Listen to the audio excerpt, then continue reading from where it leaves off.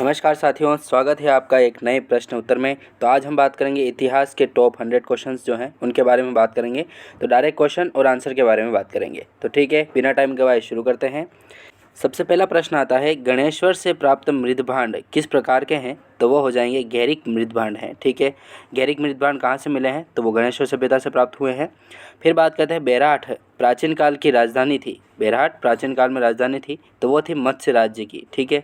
फिर बात करते हैं, निम्नलिखित में से कौन सा विकल्प बेरहाट से संबंधित नहीं है? तो इसका राइट आंसर हो जाएगा रावजी की पहाड़ी। ठीक है, जबकि बेरहाट से संबंधित कौन कौन से हैं? तो देखिए, बेरहाट से संबंधित हो जाएगी भीम जी की डूंगरी, महादेव जी की डूंगरी और बिजक डूंगरी। ठीक है, ये बेरहाट में स्थित है।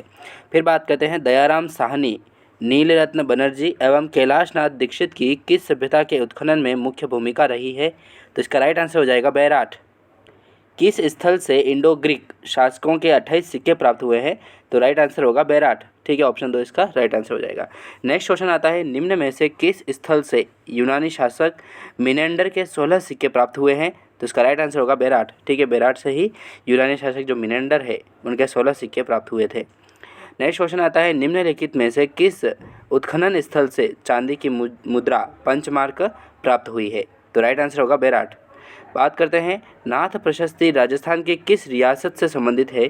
तो इसका राइट आंसर होगा मेवाड़। ठीक है, मेवाड़ से संबंधित है नाथ प्रशस्ति। ठीक है, यहाँ पर श्रीनाथ जी का मंदिर भी बना हुआ है अपने राजसमंद में। आलमशाही मुगलिया सिक्का राजस्थान में कहाँ पर प्रचलित था? तो इसका राइट आंसर होगा बीकानेर में। ठीक है, बीकानेर में आलमशाही मुगलिया सिक्का जो है वो तत्कालीन प्रचलित था। फिर बात करते हैं, अपराजित के शिलालेख के रचयिता निम्नलिखित में से कौन से हैं? तो इनका राइट आंसर होगा दामोदर। ठीक है, दामोदर जो हैं वो अपराजित शिलालेख के रचयिता हैं। डोडिया क्या है? तो डोडिया जो है वो जैसलमेर राज्य का प्राचीन सिक्का है। ठीक है, डोडिया जो है वो जैसलमेर राज्य का प्राचीन सिक्का है। गांधिया की बात करें तो गांधिया सिक्का जो है वो किस राज्य से संबंधित था? तो गांधिया जो सिक्का है वो उदयपुर से संबंधित था। ठीक है, बहुत इंपॉर्टेंट है। गांधिया सिक्का उदयपुर से है। और दामोदर की बात करें तो अपराजित के शिलालेख के रचयिता दामोदर हैं। ठीक है, और जैसलमेर का राज्य का जो प्राचीन सिक्का है वो हो जाएगा डोडिया। फिर बात कर लेते हैं, अहिछत्रपुर किस जिले का प्राचीन नाम है? तो अहिछत्र जो पुर है वो नागौर हो जाएगा। ठीक है, नागौर को पहले अहिछत्रपुर के नाम से जाना जाता था। ढूंढाड़ के बारे में बात करें तो ढूंढाड़ किसका प्राचीन नाम है? ठीक है, ढूंढाड़ जो है अभी जो वर्तमान क्षेत्र आता है उसका नाम है जयपुर। ठीक है, जयपुर जो है उससे ढूंढाड़ ही कहा जाता है। राजस्थान के किस क्षेत्र में जयपुर शहर की स्थित है? जयपुर शहर स्थित है राजस्थान के किस क्षेत्र में? तो राइट आंसर होगा ढूंढाड़। प्राचीन काल में राजस्थान का वह क्षेत्र जो जम्बुक रण कहलाता था, तो राइट आंसर होगा किशोरायपाटन। ठीक है, किशोरायपाटन जम्बुक रण कहलाता था पहले। कौन सा प्राचीन अंचल और वर्तमान जिले से सुमेलित नहीं है? तो इसका राइट आंसर हो जाएगा सपाद, लक्ष्य, सीकर और झुंझुनू। फिर बात करते हैं नेक्स्ट क्वेश्चन की, तो शरणवाही नगर किस नगर का ऐतिहासिक नाम है? तो शरणवाही नगर जो है वो सिरोही का नाम है। जयपुर का निर्माण किसके द्वारा करवाया गया था? तो जयपुर का जो निर्माण है वो जय सिंह द्वितीय के द्वारा करवाया गया था। जयपुर शहर की स्थापना कब होती है? बहुत इंपॉर्टेंट है, जय सिंह द्वितीय द्वारा कराया गया था। तो कब होती है स्थापना? तो यह होती है 1727 में। बहुत ही इंपॉर्टेंट क्वेश्चन आता है, महाराजा मानसिंह की मृत्यु कहाँ पर हुई थी? तो महाराजा मानसिंह जो है उनकी मृत्यु होती है महाराष्ट्र में। ठीक है, मानसिंह से म और महाराष्ट्र से म याद रखिएगा, याद हो जाएगा। तो महाराजा मानसिंह जो है उनकी मृत्यु होती है महाराष्ट्र में। फिर बात करते हैं, जहांगीर ने बादशाह बनने के बाद किस राजपूत शासक के मनसब में कमी की थी? ठीक है, जहांगीर जब बादशाह बन गया था तो मानसिंह जो हैं उनके जो शासक थे, राजपूत शासक थे मानसिंह, उनके मनसब में कमी कर दी थी जहांगीर ने। ठीक है, फिर बात करते हैं, उन 2 सरदारों के नाम बताएं जिन्हें अकबर के समय 7,000 की मनसबदारी प्रदान की गई थी। 7,000 की मनसबदारी कौन प्रदान की गई थी अकबर के समय? तो वो की गई थी मानसिंह और कोका अजीज को। ठीक है, कोका अजीज और मानसिंह जो हैं अकबर के समय 7,000 की मनसबदारी प्रदान की गई थी। बहुत ही इंपॉर्टेंट प्रश्न आता है, मारवाड़ का भूला बिसरा नायक किसे कहा जाता है? ठीक है, मारवाड़ का भूला बिसरा जो नायक है वो किसे कहा जाता है? तो वो कहा जाता है रावचंद्र सेन को। फिर बात करते हैं, मुगल विरोधी कार्यवाही की दृष्टि से महाराणा प्रताप का पथ प्रदर्शक या मारवाड़ का महाराणा प्रताप किसे माना जाता है? तो वो माना जाता है रावचंद्र सेन को। ठीक है, बहुत सारे कॉम्पिटिटिव एग्जाम में ये प्रश्न पूछा गया है। फिर बात करते हैं, 1564 में चंद्रसेन के कौन से भाई ने अकबर के दरबार में उपस्थित होकर चंद्रसेन के विरुद्ध सहायता मांगी थी? तो वो मांगी गई थी राम सिंह ने। ठीक है, आउवा के युद्ध में किस ब्रिटिश पॉलिटिकल एजेंट की हत्या कर दी गई थी? तो वो की गई थी मॉकमेसन की। 1857 के विद्रोह के समय आउवा के ठाकुर कुशाल सिंह को मेवाड़ के किस स्थान के सामंत ने अपने यहाँ शरण दी थी? तो वो दी थी कोठारिया ने। ठीक है, बहुत इंपॉर्टेंट है, कोठारिया ने दी थी। फिर बात करते हैं किस वर्ष में आउवा का युद्ध हुआ था? तो आउवा का युद्ध जो है वो होता है 1857 में। ठीक है, 1857 में आउवा का युद्ध होता है। नेक्स्ट क्वेश्चन आता है, बहुत इंपॉर्टेंट है।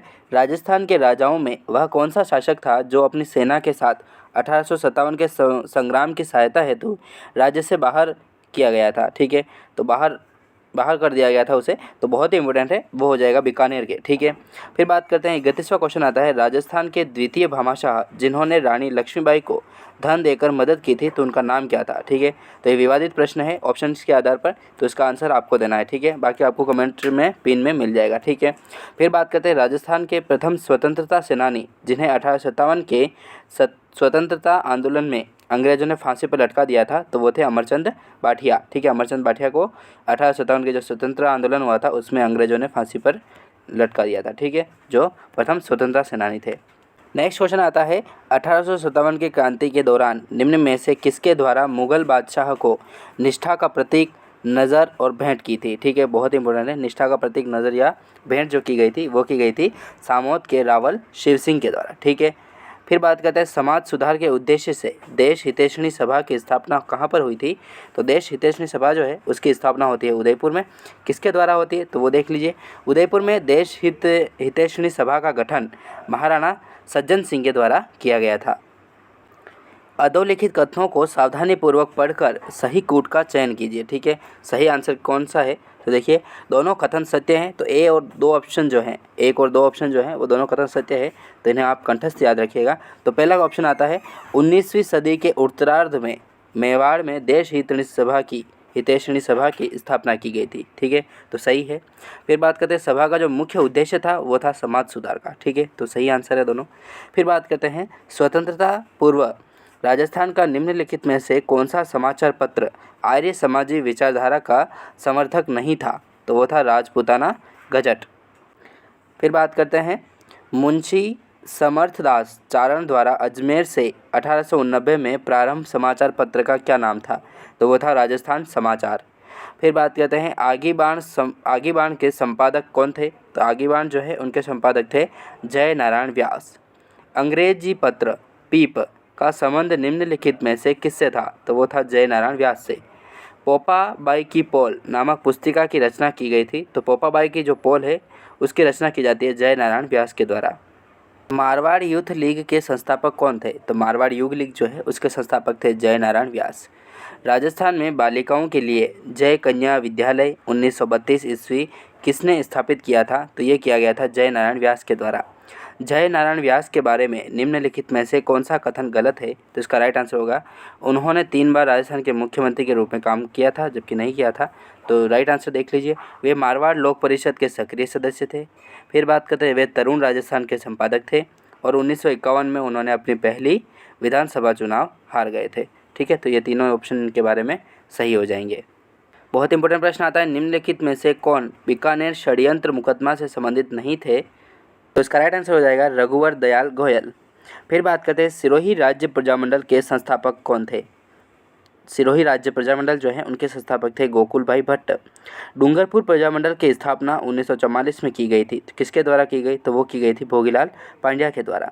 भोगीलाल पांड्या, हरिदेव जोशी एवं शिवलाल कोटड़िया स्वतंत्रता सेनानी किस क्षेत्र के प्रजामंडल के संबंधित थे? तो वो थे डूंगरपुर के। किस प्रजामंडल आंदोलन के तहत कृष्णा दिवस मनाया गया था? तो वो मनाया गया था मारवाड़। ठीक है, मारवाड़ प्रजामंडल आंदोलन था, उनके तहत कृष्णा दिवस मनाया गया था। प्रजामंडल और संस्थापक में सही सुमेलित नहीं है। ठीक है, तो प्रजामंडल और संस्थापक कौन कौन थे? तो देखिए, जैसलमेर मीठालाल व्यास संबंधित हैं, सही आंसर होगा। सिरोही और गोकुल भाई भट्ट। ठीक है, गोकुल भाई भट्ट सिरोही प्रजामंडल से संबंधित हैं, सही बात है। करौली की बात करें तो करौली से हैं त्रिलोक चंद्र माथुर। ठीक है, जबकि गलत आंसर क्या होगा? अलवर और लादाराम व्यास। ठीक है, ये संबंधित नहीं है, तो आप इसको याद नहीं रखना है। ठीक है, फिर बात करते हैं अलवर राज्य प्रजा मंडल का गठन किस वर्ष किया गया था? अलवर राज्य प्रजामंडल जो है उसका गठन जो है वो किस वर्ष किया जाता है? तो ये किया जाता है 1938 ईस्वी में। श्रीमती किशोरी देवी किस किसान आंदोलन से संबंधित थे? किस किसान आंदोलन से संबंधित रही है? तो वो रही है सीकर से। बहुत ही इंपॉर्टेंट प्रश्न आता है, कृषक आंदोलन और नेता में कौन सा युग्म गलत सुमेलित है। ठीक है, गलत कौन सा युग्म है देखिए, तो बीकानेर से संबंधित है नरोत्तम लाल जोशी, जो नहीं है। ठीक है, तो इसका राइट आंसर हो जाएगा बीकानेर नरोत्तम लाल जोशी, जो गलत युग्म है। ठीक है, सही युग्म देख लेते हैं। बिजोलिया की बात करें तो बिजोलिया जो किसान आंदोलन है उनसे संबंधित है विजय सिंह पथिक। फिर बात करते हैं बूंदी कृषक आंदोलन के बारे में बात करें तो इनसे संबंधित है नैनूराम शर्मा। बेगू से बात करें तो बेगू हो जाएंगे राम नारायण चौधरी। ठीक है, बेगू किसान आंदोलन जो था उनसे संबंधित है राम नारायण चौधरी। बांसवाड़ा का मानगढ़ धाम किस समुदाय से संबंधित था, तो वो था भील से। फिर बात करते हैं गोविंद गिरी के नेतृत्व में भील आंदोलन को दबाने के लिए मानगढ़ का जनसंहार किस वर्ष में हुआ था, तो ये होता है 17 नवंबर 1913 को। निम्न में से किस स्थान पर 1913 का भील विद्रोह हुआ था, तो ये होता है मानगढ़ में। फिर बात करते हैं संप सभा का प्रथम अधिवेशन कब हुआ था, तो संप सभा जो है उनका प्रथम अधिवेशन होता है 1903 ईस्वी में।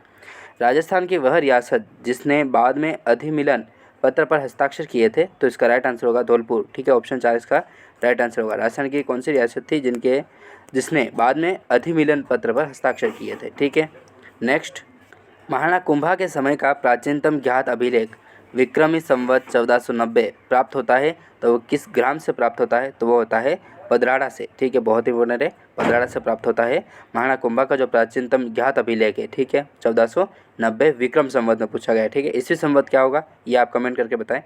तो फिर बात करते हैं गुहिल वंश का पहला शासक कौन था। ठीक है, गुहिल वंश के पहले शासक कौन थे, तो वो हो जाएंगे बप्पा रावल।